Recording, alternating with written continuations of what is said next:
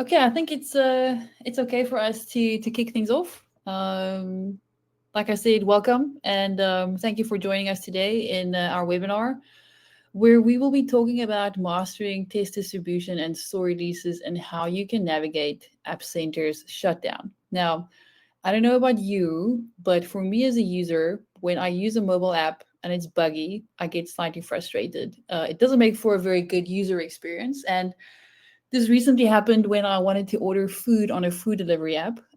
What happened was I couldn't check out and I couldn't make my payment, which was quite frustrating. So I just went to another food delivery app because there are so many on the market.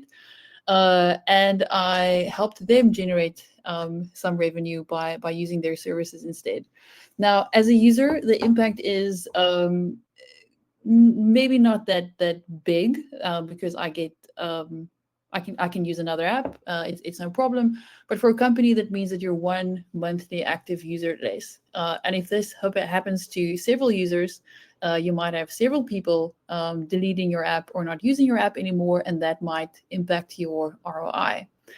And that's why I'm really excited to have our two panelists here today, Donnie and Akosh, to help us understand what teams can do to make their release strategies better and to release apps that are less buggy. So basically, I would like you guys to introduce yourself to the audiences here today before we kick things off. Akosh, let's start with you.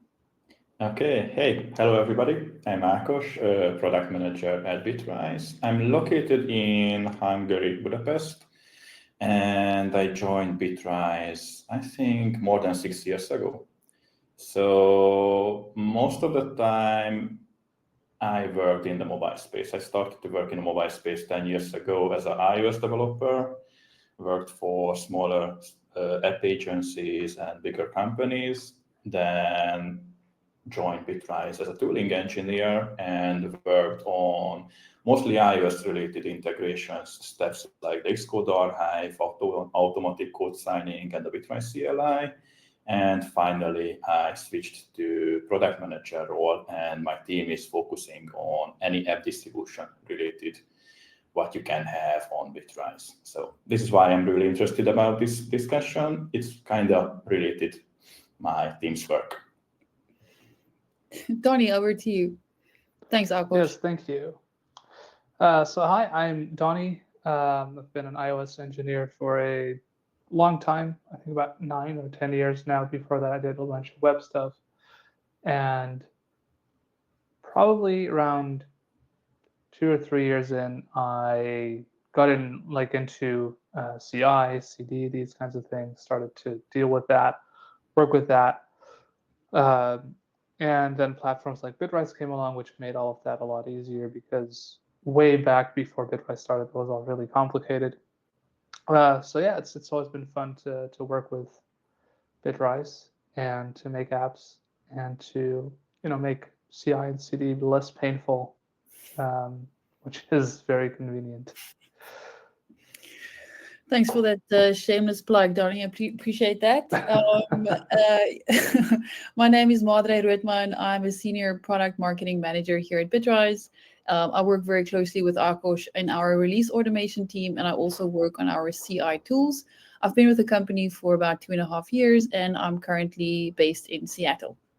Okay, so topics we'll cover today. I think you guys all know more or less what it is, seeing as you have joined the webinar today.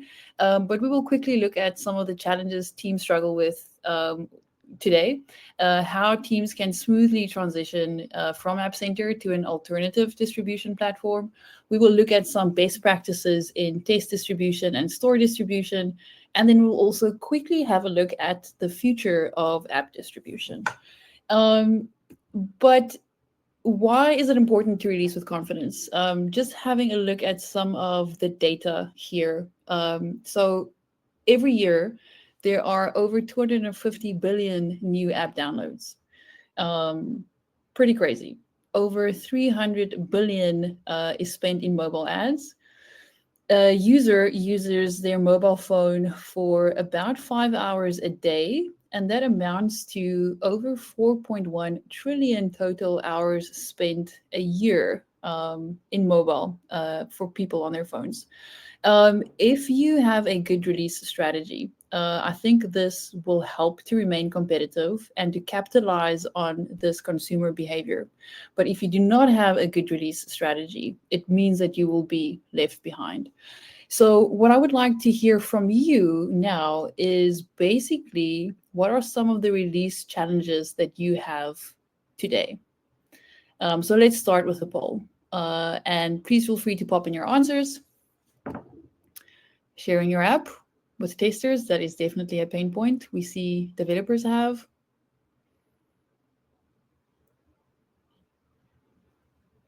Manual release processes, yep. Poor access controls, yep. Seems like we do have a clear winner here, which is sharing your app with testers. Yeah, this is what I was expecting to see, to be honest. Okay, so let me stop the poll here. It seems that sharing your app with testers is one of the biggest pains that you guys are having today. What we found people also struggle with is manual and error-prone submission processes. Developers and release teams also find poor access controls in production-facing tool being very frustrating. There's no single source of truth when it comes to release or test candidates. It makes it very chaotic. There are too many clicks to share with testers. It's too time-consuming to do that. And then developers becoming project managers. So that's one of the things that we uncovered in our research. So let me pause this here and let's jump into our first topic, which is transitioning from App Center. And I would like to basically start by asking you, Akosh, what are some of the key challenges that mobile teams face when they transition from App Center to a new platform for test and store distribution? Okay, so before talking about the challenges, based on the poll, I think we have a clear winner here that sharing application with tester is problematic, especially without App Center. And this is what I heard from other mobile developers, mobile teams as well. So in my example, we have a team, a mobile app agency that we are working with in the past 2-3 years since we developing Bitrise, a distribution solution, release management. They participated in most of the beta programs, shared a lot of feedback, and it was really good to work with them. So what I wanted to highlight here is that in the past years, we never talked about internal app distribution. We always talked about how difficult to release to the store, how difficult to manage the authorization for the right people, that only just a release manager can release to the store or update the metadata, etc., etc. And since the announcement, this completely changed. They don't talk about store releases anymore. They still have problems with we still trying to help them with the product, but now they're only focusing on internal app distribution and how can they share their application with the testers, with the stakeholders who are most of the times not technical at all.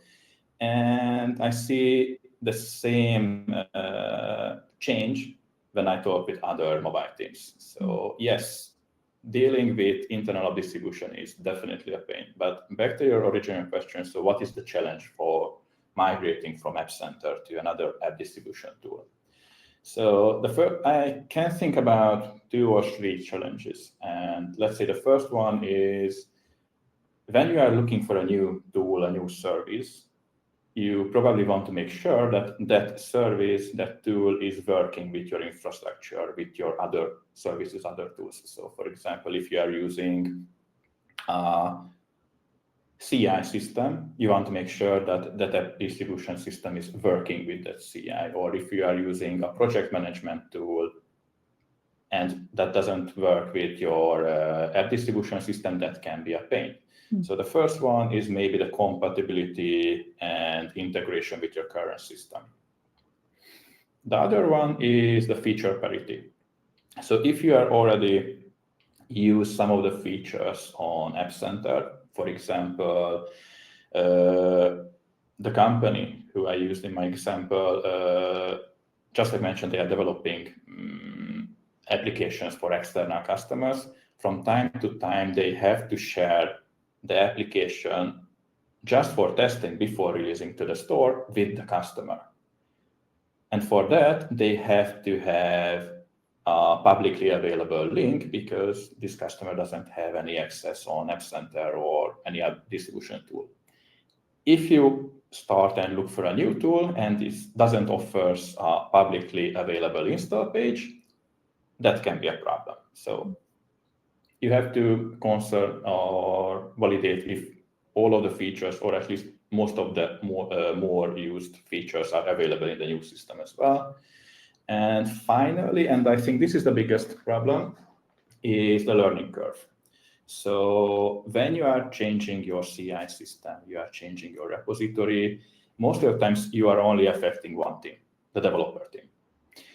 The app distribution tool is a bit different because it's affecting other departments, other tools. So not just engineers, but you are affecting testers, you are affecting product managers, you can even affecting legal team or marketing team, who most of the time don't have any access to this kind of tools or any technical background.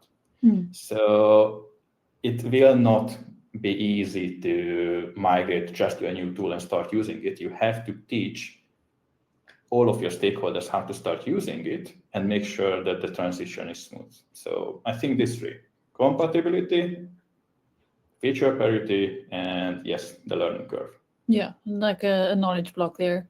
Yes. So Donnie, from a developer's perspective, what do you think then should be prioritized during that transition to ensure that the blockers or challenges Akos just mentioned, is a smooth experience? Yeah. So my first piece of advice would be to start early, right? So if you're not already looking for a new solution, start now or as soon as you can, because you want to take time to see if all the features are there, to see if you can set everything up. And then what I like to do when making migrations, whether it's app distribution or something else, is to try and see if you can take it slow. So maybe you first do your internal QA builds, or for a small team, you do those through whatever new solution you have, and you keep everything else on App Center. And then slowly but surely, you move more and more groups. That also makes it so that you're not trying to onboard all of your users all at once, because like Akos said, it's not trivial to onboard everybody onto a new system. So you're going to ideally want to first maybe do your somewhat more tech savvy people, see if they run into issues, then do teams that are maybe a little bit less tech savvy. And then you could even do external teams that don't know anything about your infrastructure. And by then you've onboarded 2 or 3 teams. So you know what they're going to run into, you know what questions they're going to have. That's going to make it a lot smoother. So yeah, start early, run it side by side for a little while, and onboard group by group by group, so that you learn every time you onboard a new group, because there's always going to be new questions, new issues, new problems. So you want to make sure that's as smooth as possible. Okay. I think that's very good advice, especially, breaking down the project in chunks and making sure that the people who are more technical savvy can actually play around and kind of flag any kind of issues that there might be. So a follow-up question to that is, what do you think would make Bitrise a strong alternative for people migrating away from App Center? Do you want to take this, Akos, or shall I take that? Or were you directing it to anybody in particular? I'll happily take it. But if you can take it, that would be good. Sure, yeah. So I think it's going to be really useful that people already have done a lot of the complicated setup with Bitrise, like with your certificates, profiles, all of this. You've probably already done that to some extent. So, if you can also use Bitrise for your app distribution, if that has the features you need, I would say that if you have CI there, it's a prime candidate to see if you can make that work for you, because the hard part's already done, right? Okay. It's not just a matter of producing artifacts, hosting them somewhere, and then have people download them, which I would say is probably the easier part compared to setting up something absolutely new. Okay. Thank you. I think, based on the responses that we had in our first poll, I think let's move on to our second topic, which is test distribution. And to kick it off, I think I want to ask another poll for our audiences, which is, what is your biggest challenge with app distribution today?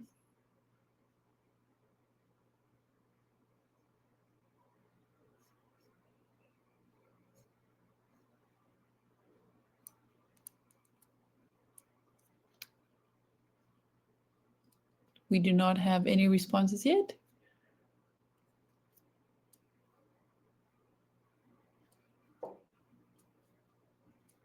Okay, so maybe it's a bit of a hard one to answer for our audiences, but yeah, I think some of the challenges people were mentioning was No, Madré, yes, it seems the poll is not available. not available. Hold on, let me pin it again. Uh-huh.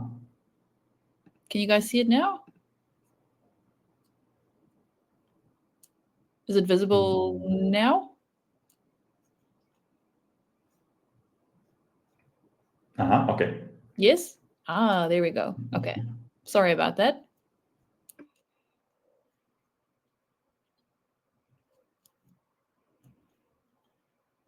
Okay. Transitioning from App Center. Second in the run there is streamlining your App Store submissions. Yep. It's especially complicated when you have to manage two stores and you have to toggle back and forth between the two. But yeah, transitioning from App Center, one of the biggest pain points there. So let's kick it off with a question to you then, Akosh. What are some of the most common mistakes that developers make during the test distribution phase, and how can those mistakes be avoided? First of all, not doing testing, so but hopefully this is not the case. I really liked your story about changing the app food delivery, not system, but app.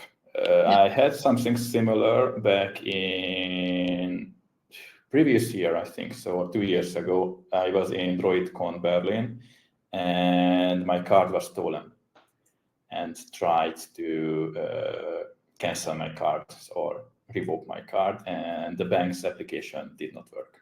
So it was not a good one. I was able to cancel it or revoke it through phone, but after that I switched even back. So yes, please test your application. But I think we are not here about talking about how can you automate your testing, how can you deal with CI part. So let's say that it's already working.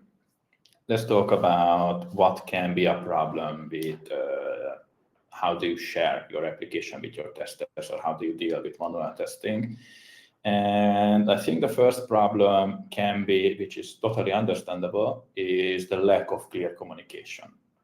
So just like I mentioned, you are not affecting only one department or one team, not just the engineers, but the testers. And it's possible that the testers are not even in the same city or in the same country than your engineers. So if there is no clear communication or process between the engineers, the implementation team, and the QA team, that can be problematic. Really easy example, if you don't tell your testers what is the latest version, what they should test, and what to test in it, they wouldn't know. They maybe test something else, and you will say, okay, everything is fine. I just get the approval from the QA team. Let's release it. And in production, you will realize that no, it's not fine because they haven't tested that part. So clear communication, at least in the direction from the implementation to the testing team, but ideally it will be vice versa. So what to test and providing feedback that, okay, this did not work. This is a problem, you have to fix it. Yeah, so clear focus areas for testers. Sorry? Clear focus areas for testers. Yes. Yeah. Yes. And the other one is maybe it's mobile only, not sure how on websites and other softwares work. But for mobile, especially for iOS, I'm not an Android developer, so maybe it's a bit different. Sorry for that. You want to make sure that before rolling out to production, so after release cut or something like that, you are testing the production version as well. So for iOS, and Donnie, keep me honest here, I'm not sure how Android deals with this, but for iOS, you have different signed IPAs, so development, ad hoc, enterprise. Let's ignore the enterprise, but ad hoc development, they are for the development phase. And you have the Appstore, now we have the test flight IPA, let's ignore that. We have the Appstore IPA, which will be released to production, which is production ready. I think it's a good idea to do and as many tests as possible in the development phase, in development environment. So let's use developer IPA, ad hoc IPA. But after you are done with all of the features and you did the release cut and you want to do with the rollout, make sure that you are testing the production version, because it can be different. It can be big differences between the developer version and the product version as well. As a good example, or how to say that, there are some teams who using over-the-air installation only for the development phase and using test flight, so the App Store's beta distribution system and Google's testing track after the release cut. So they are clearly differentiating the two phases just to make it easier even for the testers that, okay, this is production now, make sure you are testing everything. Maybe these two. So lack of communication and make sure you are testing the production version before rolling out the production. Yeah, and like you were saying, even having a testing strategy is a good start. So, Donnie, how can developers optimize test distribution for faster feedback cycles? That's one I've been thinking about for a while, because we always want to test quicker. I've also seen in the chat some people go like, I want to test without delays and that kind of stuff. So I think one thing that I like to do is to make sure that if I have branches that I want to test rapidly, so development, for example, I would set that up so that whenever I push to development or merge into development, the build kicks off and we just immediately push out a build to whoever cares about development builds. So that puts it in the tester's hands, but then you want to get the feedback as well. And I found that that's usually the hard part, like making a lot of versions of the app available if the platform supports it. That is relatively easy. That's like an infrastructure problem. You can solve that with automations. But then actually notifying people that, hey, there's a new version available for this app. Like Akash also said, here's what to test in it. Yeah. Here's what I want to know from you. That's always the tricky part. So I found that actually assigning specific people that you will notify when a new build is available really helps, so you can actually send a direct message and not an email, just a DM to one or two people for a specific version to go, hey, you're the QA lead on this feature or whatever, or you're QA in general, so I am now making you aware of this new release. Could you tell me if you have any feedback? Here's what we're testing. Even if it's just a copy paste of what you would email to everybody else, I find that that already helps on the people side of things, because you reached out to them directly. They now feel like they have to respond to you, and it's kind of their job to test it, right? So kind of putting a little bit of pressure on people, especially for those more frequent builds. I find that typically when you go like with your pre-release build, the one that you're about to release, usually in my experience, QA teams are pretty good at testing those, but you don't want to be developing for 2 weeks and then to get ready for releasing a certain thing, and only then do they start testing it properly. You want to make builds available in the meantime. So do it in an iterative way, more consistently or more continuously. Yeah, and getting feedback in between, because I think setting up the infrastructure part, while that has its own problems, you can do that, and then there's the people side of it where you have to get QA people to give you the feedback. I think that's the trickiest part. That's the part that I always find that I always have to focus on most, to make sure that, like, even if you have automations that ping them on Slack, they just ignore robots. But when a human reaches out, it's like, oh, I have to respond something. And then when they go, I'll test it later, you reach out again tomorrow and they're like, oh, I didn't have a chance to test it. You keep doing it until you get your feedback. So basically the advice that you're giving here is to make sure that comms are transparent and to do it consistently. Like and try to make somebody responsible for it. But not too heavily. Like make sure you poke them a little to keep that try to make someone responsible. Like, I need you to test this. Right, kind of give them a job, and sometimes it doesn't work, but for a lot of people it seems to work when you tell them, like, I need you to test this for me. Like one-to-one comms.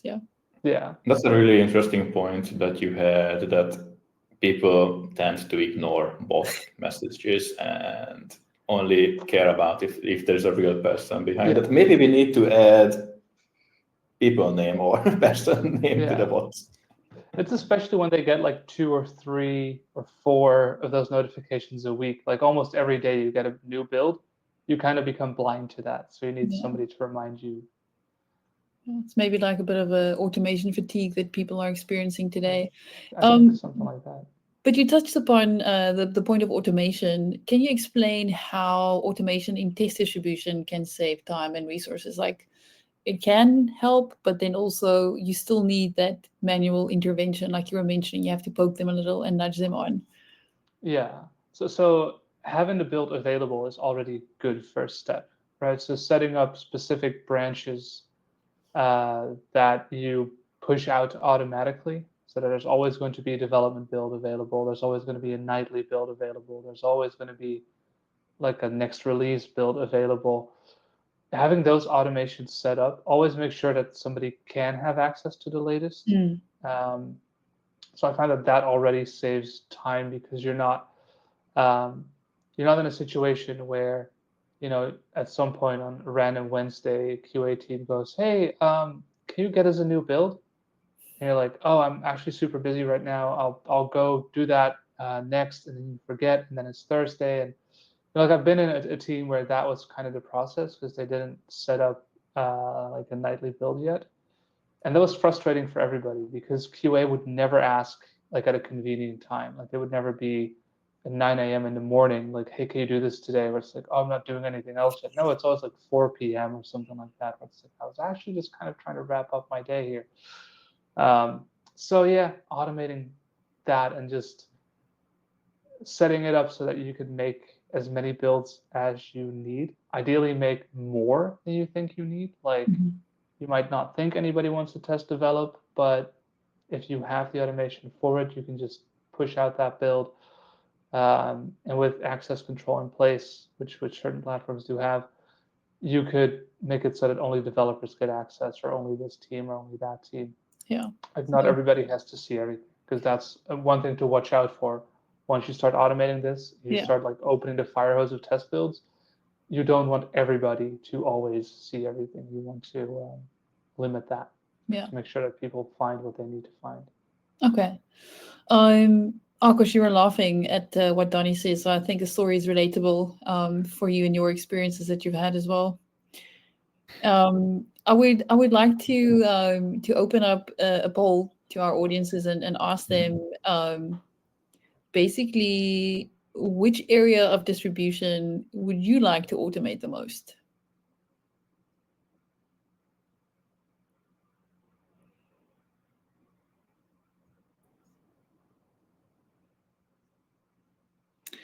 App distribution to different testers makes sense, given that was one of the biggest pain that we had earlier. Automating store submissions.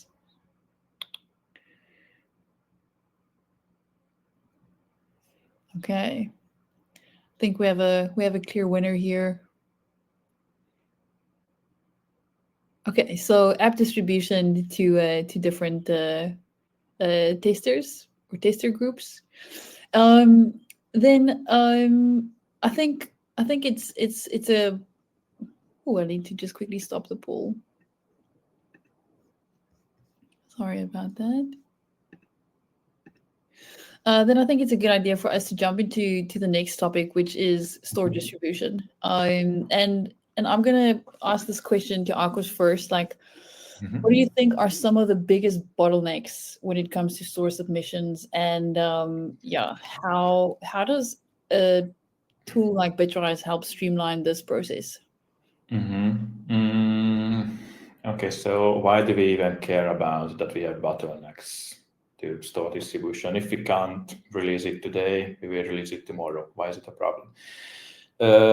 If you are doing a planned release, so let's say you have new features, something new, you are releasing a day later, maybe not a big issue.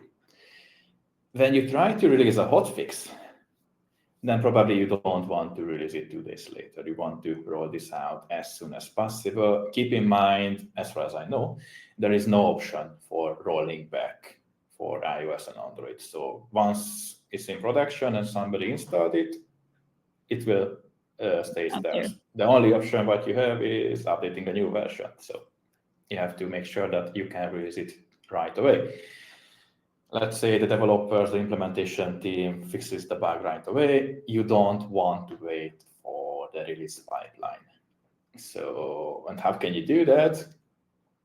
You want to make sure, just like Donnie mentioned, to have some automations. Not even automations. I'm not sure if you need everything automated. What I think is a must to have is having a repeatable process. So at least have at least step by step what you have to do, and do it manually, but make sure that you are doing it step by step. It's even better if you have a strict service or tool which helps you do it step by step and you will not forget about something. If you can automate it, it's even better. So have a repeatable process that can help with the typical bottlenecks.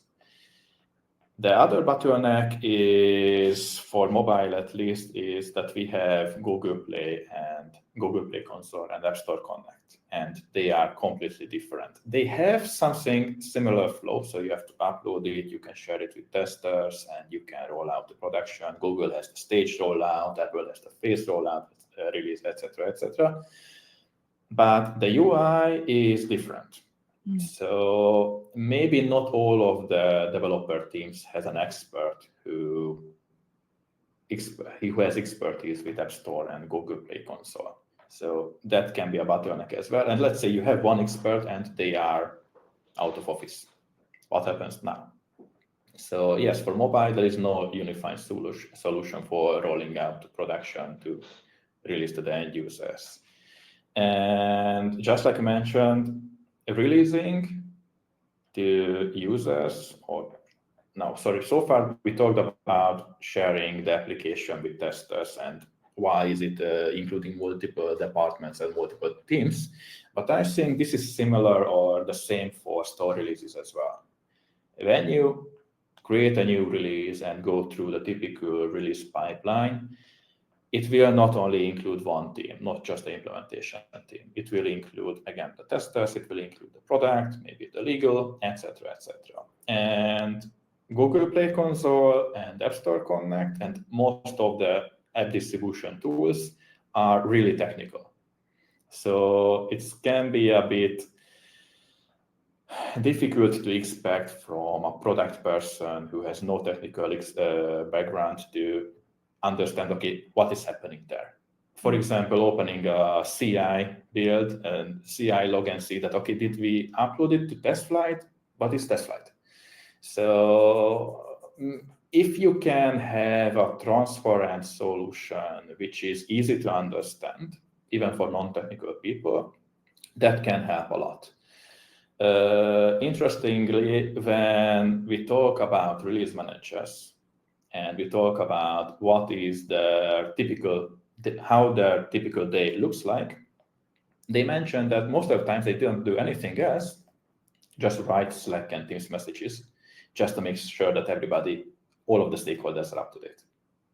If you have a transparent tool, you can share it with them and they can see that, okay, we are doing the beta testing now. So maybe these are the bottlenecks, but I think the biggest one is if you don't have a repeatable process to roll out to production, and you have to release a hotfix really quickly, that will be difficult. Yeah, I mean, I think to your point, if there is something that was released and users need to update that, you are putting the responsibility on them to update the app. And how do you notify them? Like, how do you send them a push notification or something that they need to update it? You know, so it is a bottleneck, because if you have people who don't have the technical know-how in order to help you release to the stores, in my example where I couldn't make the payment in the food delivery app, like how long is that going to be an issue? How many users are going to be affected? How much money is the company going to lose while you wait for someone to come in and to help you fix what was released that should not have been released? And you know, talking about this technical know-how and how that can be a bottleneck, especially with Appstore, the compliance issues there can be quite lengthy and quite tricky. Donnie, like, how do you ensure that Appstore compliance is maintained while you can also maintain speed in your release cycles? That's a good question. I think that starts with education of the team that works on the project, right? So what you often see is that developers will more or less know the human interface guidelines, the App Store guidelines, because usually, like, we started out either building our own apps or in smaller companies, so we did submissions ourselves and we got rejected a couple times, and we actually kind of figured out, like, what does Apple want from us. But design teams don't always do this. Design teams will often, like, come up with ideas or be like, oh, Apple won't notice, or that kind of stuff. Like, oh, we'll just hide that in there. Apple will notice. And then the thing is, Apple might not notice until that one day where you're going to have to do a hotfix. That's going to be the one day where the reviewer had that extra cup of coffee and it's like, hold on a second, that paywall doesn't have terms and conditions on it. Reject.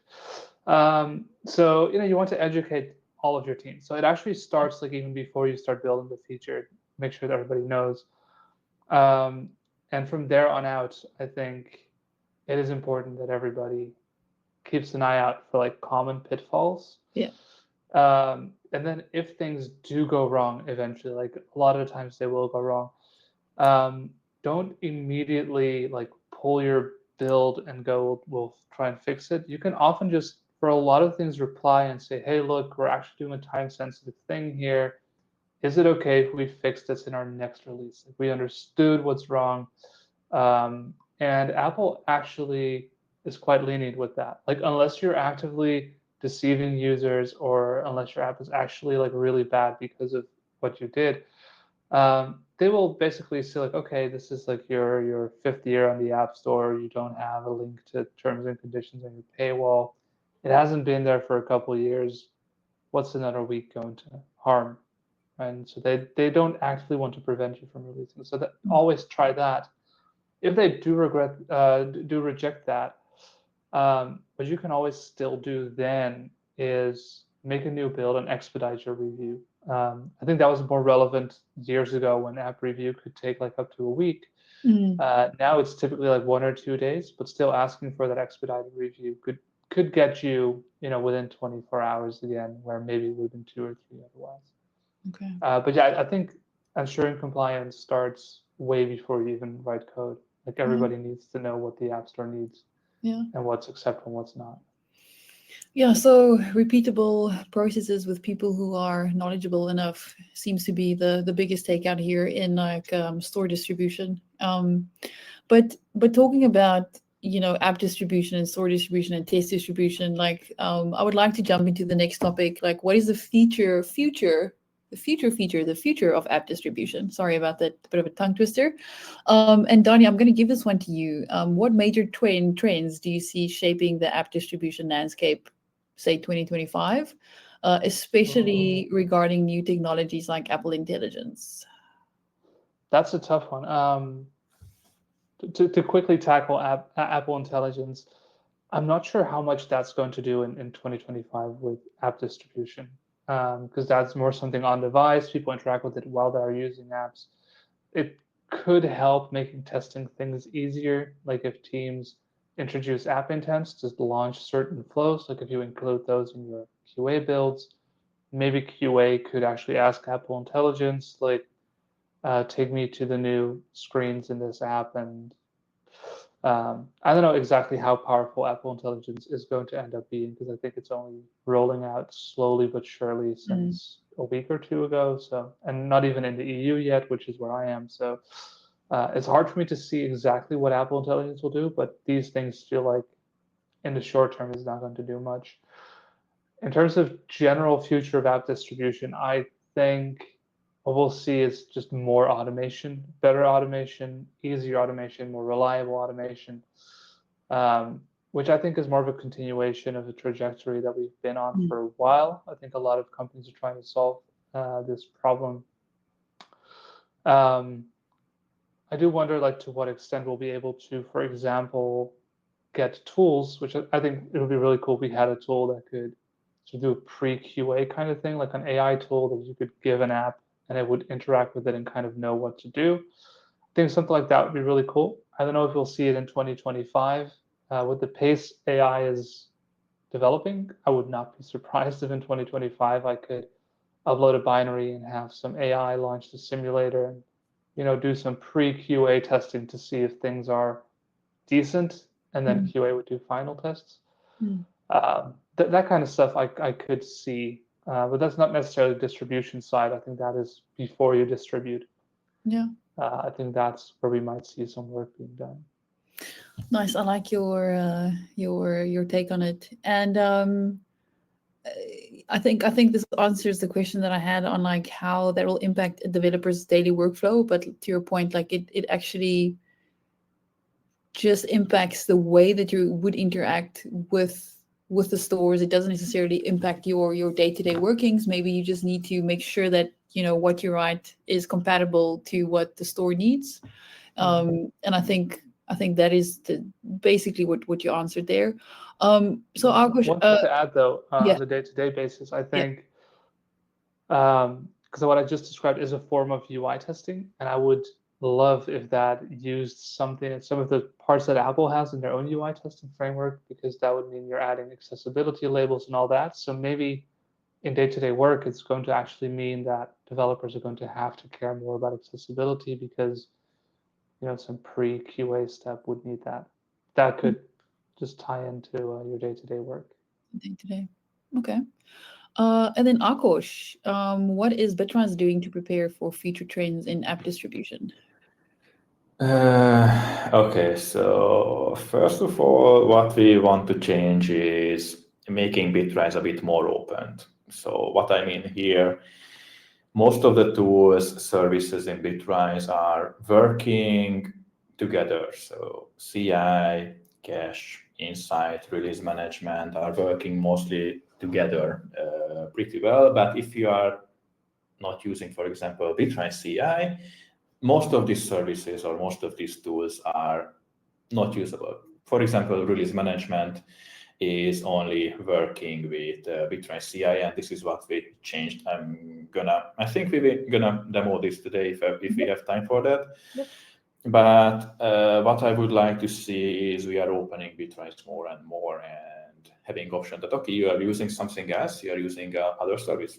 You can do that, but we have for example, app distribution. You can use that with your, I don't know, with others, with your other CI system. So that one, we want to make it more open if possible. Other than that, just like Donnie mentioned, automation.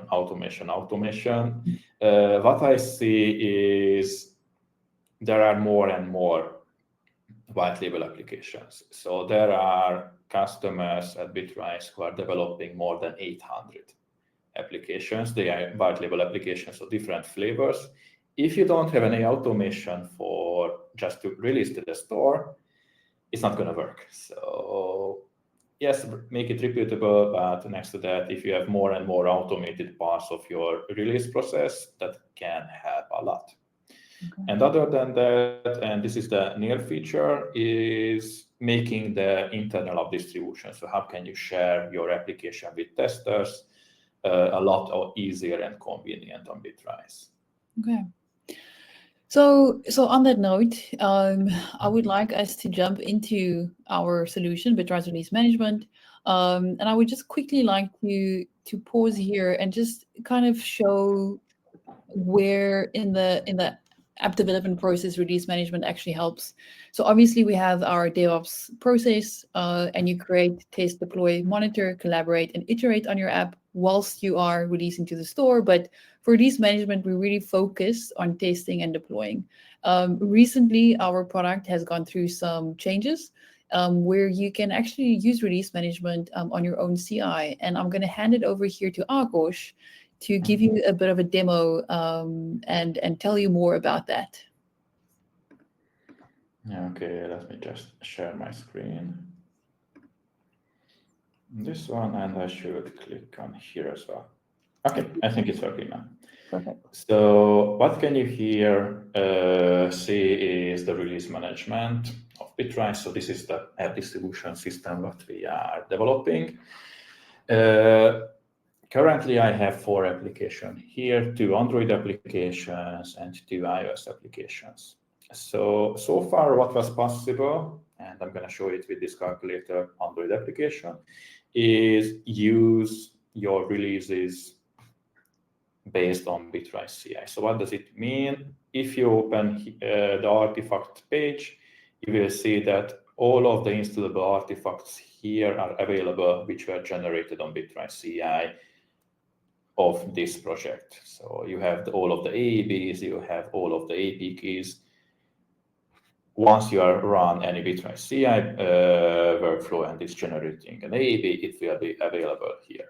So if you want, for example, share it with a tester, you can say, okay, let's share an AP key, click on the details page, and it will have a private install page. So if you share this URL, so this one, with a tester or a tester group, they will have to log into Bitrise.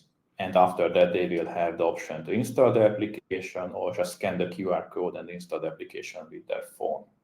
But it's only available behind the authentication. But if you want to share it publicly, you can enable the public install page. And with that, I think this should be familiar for you.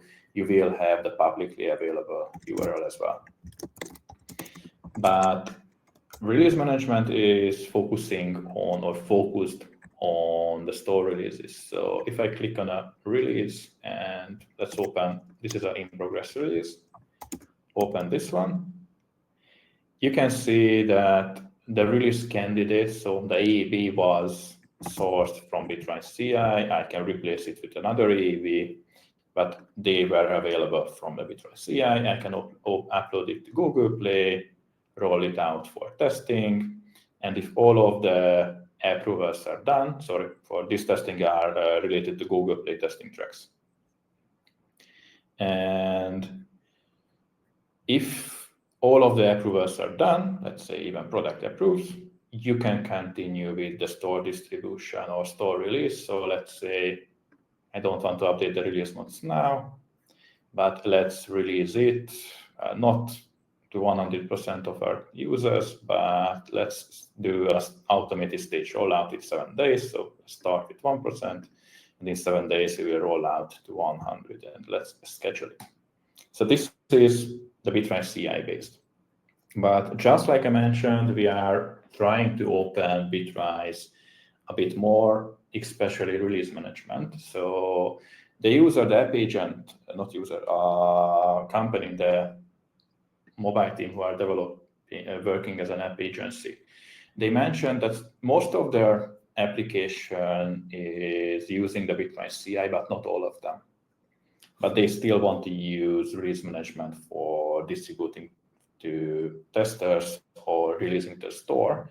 So what we did, and I'm going to show it with this application, what we did is make it possible to upload artifacts, not with this, sorry, this one, to upload artifacts, IPAs, AP keys, APs, through API. So basically, you can build your application in other CI, and through API, you can still upload it and host it in release management, and after that, share it with testers or continue with the store distribution. And this is what I'm going to show you. How does it work? So if I click here, you can see that I selected that I'm only interested about the artifacts which were uploaded via API. If I click here, I have 3 API calls what I have to call to do this, or there is an easy script, but you can just download it, make it executable, and run it. I'm going to demonstrate how does it work with this script. Basically, you have to, let's just reopen it, you have to provide 3 attributes as environment variables. What is the path of your artifact, so IPA or AAB locally?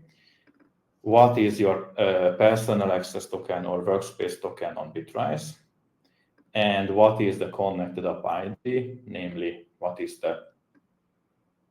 this one, ID after the connected apps? If you have all of these 3 attributes and you call the script, it will automatically upload it. We will upload in this case, the IPA here. I think it's already uploaded here. It will validate if it's good, and if not, for example, you uploaded the wrong application under this release management app, then you will get a notification. But if everything goes well, it will be available here. You can start and distribute it to testers. And if you want, you can create a release from it. So let's start our first new release for this application, 1.0.0, and a new release. And the big difference, what I'm going to do is I'm not going to use Bitrise CI as a source, so not this one, but use all of the artifacts which were uploaded via API. And if everything goes well, here it is. Here it is, the latest version what I uploaded. So this IPA was not generated on Bitrise, but locally on my computer or any other CI, and they just upload it via API. And after that, the whole flow is the same. I can continue and upload with the test flight upload. This will take some time. Continue with the approvals, submit for review, and finally release it to the store. So this is the first step on how do we make it more open, that distribution tool. In the long run, we would like to make it a bit more convenient. So instead of just an API and the script that you can use, we would like to have more and more integrations with other CI systems. So you can just drag and drop and make it happen. Okay, I think that's all. Cool, thank you. I realize we are slightly over time, but there are still a lot of people online. So what I will do is I will just read through some of the questions that we had in the chat, and if we can answer them, yeah, let's do that. Let's give it till about 12 o'clock on the hour, or your 9 o'clock, wherever you are. Okay, let's just quickly go through the questions over here. Is the idea to replace App Center? Akos. I can answer that. Not the whole App Center part. So not crash reports, analytics, they are not our current goal yet, but the app distribution part, especially the how can you share your application with beta testers. So, for example, I showed you that you can now upload from CI, from other CI to release management, any installable artifact and share it with testers, but it lacks the automation. So what my team is working on now, and hopefully we will finish it soon, is introducing tester groups and making possible to assign test builds, so IPs, AP keys to these tester groups. They get a notification about it and they can start testing it. So yes, I think the answer is yes, this is the goal. We want to introduce something similar what App Center had, at least for that distribution part. Okay. Then we have a comment here from Ahmed who said, yeah, there are some few things that he would like to see. Ahmed, you can go to our product board where you can actually submit a feature request, or you can upvote feature requests that the team is working on at the moment. Then let me quickly check here. Do we have the session recorded? Yes, it's recorded. It will be also shared via email. Nice to see Rippling and Open Door here. Can you speak more on the relationship between Bitrise versus using GitHub Actions and Xcode Cloud in tandem? Sorry, but I Okay. would not. I don't have the expertise for that. Okay. Does Bitrise have any commercial representatives in Brazil? Not sure. Yeah, I don't think specifically in Brazil, but we have in the region. So there might be more regional representatives than country representatives. Jefferson, we will be sure to put a contact us link in this chat soon. And then maybe you can reach out to us there if you have any specific questions. Donnie, yes, congratulations on your book. Someone is really excited to see you, Jerry, at your Singapore talk. I did see you promoted on LinkedIn this week, so huge congrats on that.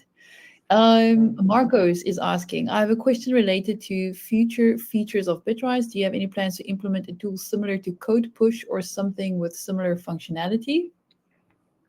Yes, the answer is yes. We don't want to replace Code Push. Code Push is publicly available now, so Microsoft made it open source, and we plan to have a solution, something like that in Bitrise. So Okay. yes, the answer is yes. Okay. Next question from Jose. Is there a way to share test builds to iOS users directly, or is Bitrise just using TestFlight? No, so just like I showed, you can now use over-the-air installation through Bitrise CI. So if you are using the deploy to Bitrise IO step, if I'm not wrong, it will automatically send out install pages for your testers if you configure it. But if you don't want to use that, you can use release management and the artifact page there, and basically use the over-the-air installation. You will have a private install page and the public install page as well. And we are working on to have tester group management and a bit more automated way to do this. But yes, it's working outside of TestFlight. Next question, is Bitrise Artifacts an alternative to App Center or the release management? Bitrise Artifact started in the CI and the Bitrise CI, and release management just get the same feature set. Our idea in a long run to make all of app distribution related, so internal app distribution or store distribution, so including even the artifact page, move it to the under release management. So when you generate all of your IP or any IPs in CI and you click on the details, you will open release management by default, but we are not there yet. So I would not say alternative of release management. They kind of sharing the same logic, but yes, alternative of TestFlight or App Center. Can Bitrise be used for Amazon store submissions? Not release management, but I think we have a Bitrise step for that. So yes, you can do that. And then a comment, is there a smaller font available, or are you using the smallest one? Thank you for that feedback. We will make sure to increase the font size and increase the screen size next time. Then is there a way to get release notes displayed on Bitrise Artifacts? Release notes in artifacts. Okay, so just to make sure we are talking about the same. So release notes are, in my head at least, what you want to make it available in the App Store and Google Play. Not directly in artifacts, but in release management, when you create a release, in the last stage, so submit for review for iOS or release to Google Play, you have the option to provide the release notes there. So not directly on artifacts.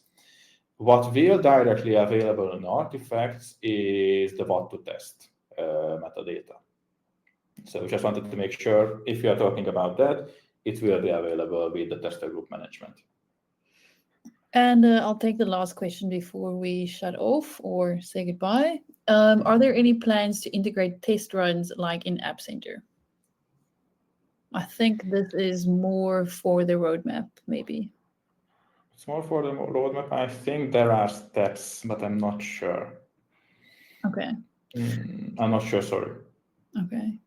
Yeah, I think then that's a wrap for today. Thank you everyone who joined. And yeah, to our speakers, Donnie, Akos, thank you so much for taking my questions today and for sharing some of the best practices on store and test distribution, and also what the future might be for people who distribute their apps with App Center shutting down. I hope you guys all have a good evening or a good day wherever you are based, and we will see you guys soon. Thank you. Bye. Bye-bye.